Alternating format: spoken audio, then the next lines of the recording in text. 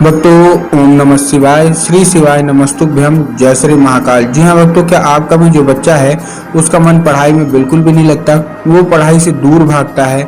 आप लोग बहुत ज़्यादा परेशान हैं उसकी पढ़ाई के लिए कि आखिर हमारा जो बच्चा है वो पढ़ता क्यों नहीं है।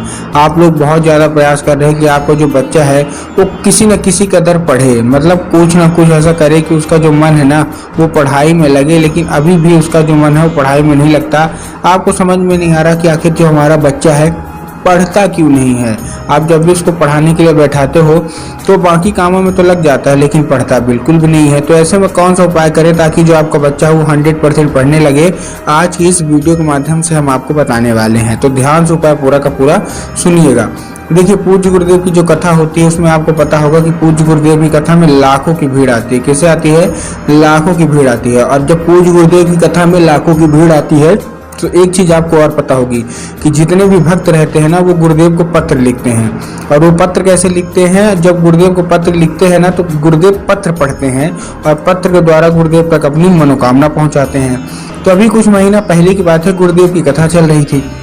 जब गुरुदेव की कथा चल रही थी तो वहाँ बहुत सारे भक्त आए, और जैसे ही गुरुदेव की कथा में बहुत सारे भक्त आए तो उन्होंने क्या किया, अपना पत्र लिखा गुरुदेव को। जब गुरुदेव के पास पत्र पहुंचे, गुरुदेव ने देखा तो उसमें ज्यादातर जो माता पिता थे ना उनका एक ही सवाल था कि गुरुदेव, हमारा जो बच्चा है वो पढ़ता नहीं है, कृपया करके कोई उपाय बता दें ताकि जो हमारा बच्चा है वो अच्छे से बिल्कुल पढ़ाई करने लगे।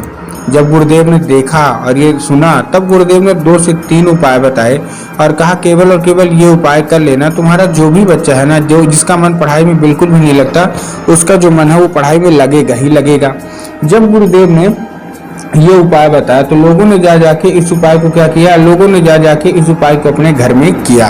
और जैसे ही लोगों ने जाके इस उपाय को अपने घर में किया, मात्र 1 से 1.5 महीने के बाद गुरुदेव की कथा में वो लोग वापस आए।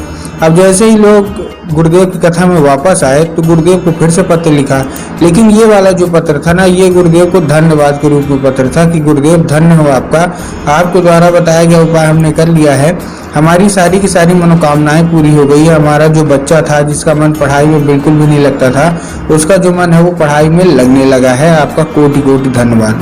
तो देखिए, जो लोग भी मेरी आवाज़ सुन रहे हैं ना, अगर आपको भी जानना है कि आखिर ऐसा कौन सा उपाय है जिसको करने मात्र से जो बच्चे होते हैं वो पढ़ाई करने लगते हैं, तो चलिए हम बताते हैं आपको। लेकिन उससे पहले चैनल पर अगर पहली बार आए तो वीडियो को कर दें लाइक और चैनल को कर लें सब्सक्राइब, ताकि पूजनीय पंडित प्रदीप जी मिश्रा के रोज नए नए उपाय जो कि मैं उनकी कथा से सुनता हूँ, श्रवण करता हूँ, सबसे पहले मैं आपको प्राप्त करा सकूँ। ठीक, तो देखिए, जो हमारा सबसे पहला उपाय है वो पान के पत्ते का उपाय है।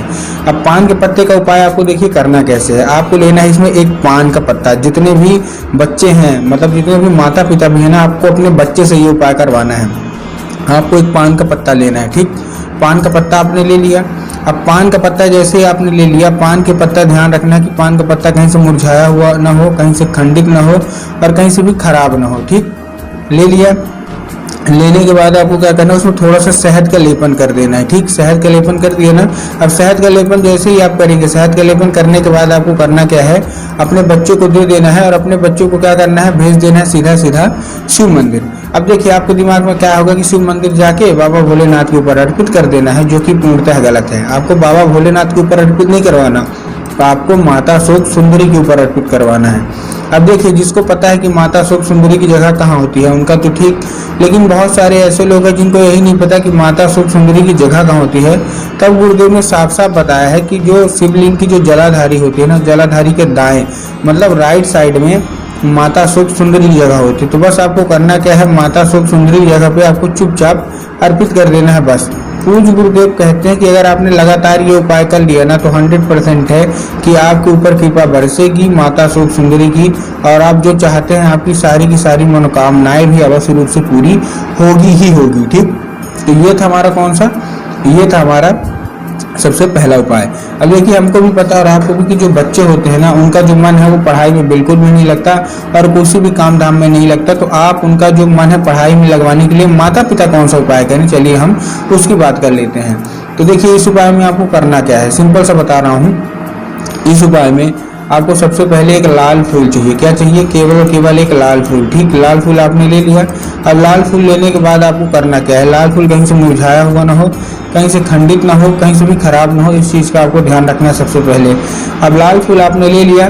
लाल फूल आपको सबसे अच्छी बात इस उपाय की है कि इसको आपको अपने घर में ही करना है, आपको कहीं और नहीं जाना है, आपको केवल और केवल अपने घर में करना है। ठीक, लेने के बाद आपको करना क्या है, देखिए जैसे आप ले लेंगे, लेने के बाद आपको शाम के वक्त जब आपके घर में पूजा पाठ होती है ना, तो आपके घर में माता सरस्वती की फोटो होना अति अनिवार्य है। अगर आपके घर में माता सरस्वती की फोटो है तब तो बहुत अच्छी बात है, लेकिन अगर नहीं है तो आप बाजार जाइए, खरीद के लाइए माता सरस्वती की फोटो। ठीक, ला लिए। लाने के बाद अब आपको देखिए करना क्या है, आपको शाम के वक्त जब आपके घर में पूजा पाठ होती है ना, तो आपको यही एक लाल फूल माता सरस्वती को अर्पित करना है। और माता सरस्वती को अर्पित करने के बाद माता से उसको औषधि के रूप में मांगना है कि माता कृपया करके हमको इसको औषधि के रूप में प्रदान कर दीजिए। अब क्या होगा, अब वो औषधि बन जाएगा। अब उसी रात जब आपका बच्चा खाना पीना खा के अच्छे से सो जाए तो आपको वही लाल फूल उठाना है और अपने बच्चे के माथे पे 2 बार फेर देना है। पूज्य गुरुदेव कहते हैं कि इस फूल के जरिए स्वयं माता सरस्वती उसके दिमाग में प्रवेश कर जाती हैं और इसका जितना मन भटकता है इधर उधर, वहां से ना भटक के केवल और केवल पढ़ाई की ओर आकर्षित होगा ही होगा।